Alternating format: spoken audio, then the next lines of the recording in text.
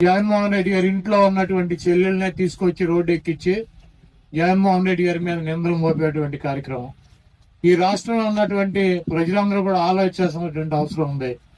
తండ్రి చనిపోయిన తండ్రి ఆస్తిలో వాటా ఇచ్చేటువంటి అన్నదమ్ములు ఉంటారు.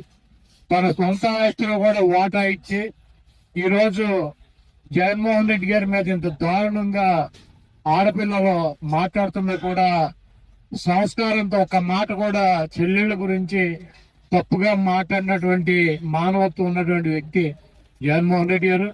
ఆయన మనం చూసాము, ఎప్పుడు కూడా దేవుడు ఉన్నాడు, ప్రజలు ఉన్నారని చెప్పి ఆయన చెప్తాడు.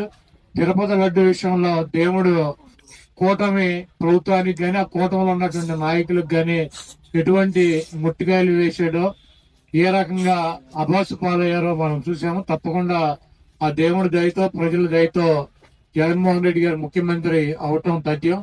ఈ దొంగ వాగ్దానాలు ఇచ్చినటువంటి ఈ కూటమిని ప్రజలు గోటం దించే రోజులు దగ్గరలోనే ఉన్నాయని చెప్పి తెలియజేస్తూ